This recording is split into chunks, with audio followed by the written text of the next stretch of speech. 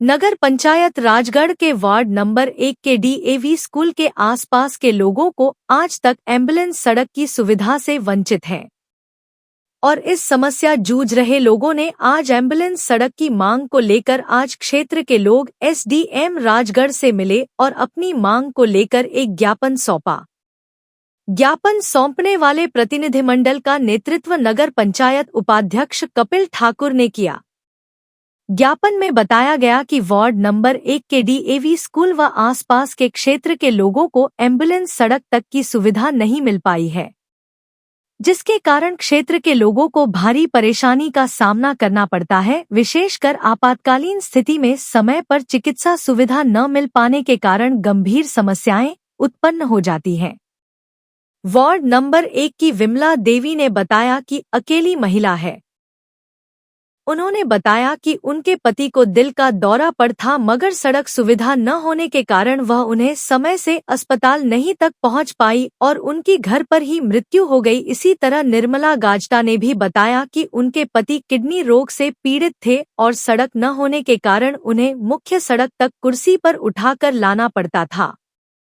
इसके साथ साथ क्षेत्र की अन्य महिलाओं ने भी बताया कि उन्हें कोई भी भारी सामान गैस सिलेंडर या राशन पीठ पर उठाकर ले जाना पड़ता है या फिर मजदूरों को मजदूरी देनी पड़ती है। उन्होंने कहा कि यदि यहां एम्बुलेंस रोड का निर्माण हो जाए तो लोगों को बड़ी सुविधा मिल जाएगी। लोगों ने प्रशासन से आग्रह किया कि जल्द से जल्द आवागमन हेतु एम्बुलेंस सड़क निर्माण कार्य शुरू किया जाए। एसडीएम राजगढ़ राजकुमार ठाकुर ने कहा कि क्षेत्र के लोगों द्वारा उनको एक ज्ञापन सौंपा गया है। इस विषय में वह उचित कार्यवाही करके क्षेत्र के लोगों की समस्या का समाधान करने की कोशिश करेंगे। नमस्कार जी, मैं विमला देवी वार्ड नंबर 1 से और यहीं अपना मकान है एक, और मकान के पास कोई सड़क की सुविधा नहीं है जी।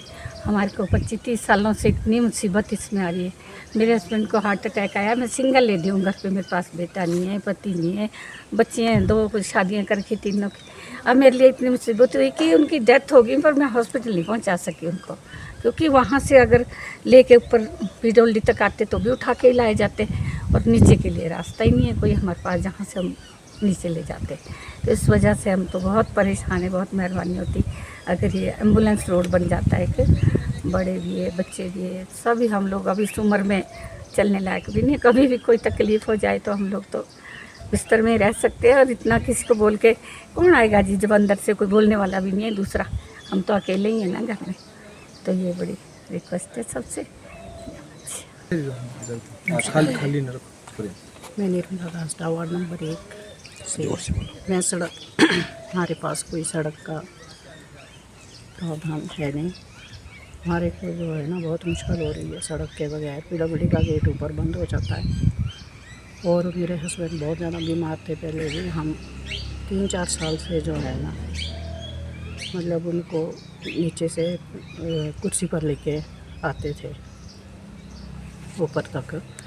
तो मैं भी घर में अकेली हूँ, बेटा है, वो भी बाहर पढ़ते थे बच्चे, तो इसलिए बहुत मुश्किल हो जाती है हमारे को।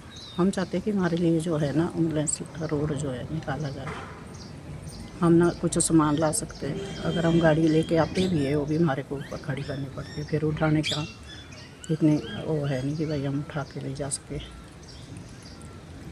कुमारी है, मैं वार्ड नंबर 1 में रहती हूँ और मैं यहाँ 17-18 सालों से रह रही हूँ। मैं सिंगल लेडी हूँ, पर सामान लाने और ले जाने को बड़ी दिक्कत होती है। छोटे छोटे बच्चे हैं स्कूल के लिए, उनके लिए भी बड़ी दिक्कत होती है। ना यहाँ सड़क है, ना ढंग से नीचे से रास्ता भी नहीं है चलने को ना। तो हम चाहते हैं कि यहाँ एम्बुलेंस रोड निकले तो हमारे लिए, सबके लिए अच्छा होगा।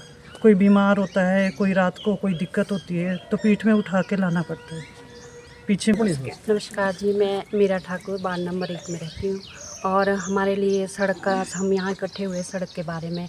अगर हमारे लिए सड़क होती, क्योंकि बहुत मुश्किल हो रही है, अगर बूढ़ा बुजुर्ग हो वो नहीं चल पाता है, सड़क के लिए बहुत दूर आना पड़ता है। भारी चीज़ों सिलेंडर लाना हो, सिलेंडर नहीं ला पाते। पीडब्ल्यूडी का गेट हमेशा बंद रहता है, कभी खुलता है, तो अगर भारी चीज़ उठानी हो तो अंदर लाना मुश्किल हो जाता है। इसलिए हम चाहते हैं कि हमारे लिए पीडब्ल्यूडी वाले या जो भी प्रशासन से सबसे रिक्वेस्ट है हमारी कि हमारे लिए एम्बुलेंस का रोड दे।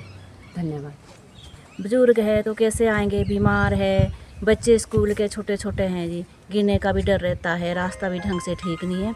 और अगर सड़क बन जाए, एम्बुलेंस रोड बन जाए जी तो बहुत अच्छा होगा जी। 1983 से शिक्षा के क्षेत्र में अग्रणी silver bell senior secondary school Hiranagar Hamirpur पिछले 4 दशकों से शिक्षा जगत में एक अहम स्थान बनाए हुए है। श्रीमती शकुंतला निघाल के कुशल नेतृत्व में सिल्वर बेल्स की टीम द्वारा बच्चों को गुणात्मक शिक्षा प्रदान की जाती है, जिसमें बच्चों के सर्वांगीण विकास पर विशेष ध्यान दिया जाता है। I started the school in 1983 because there was a dire necessity for the English medium school that time. So previously I was hesitating, but still I started the school with 3 children, but it flourished on very well, and that was because of the cooperation of the staff as well parents.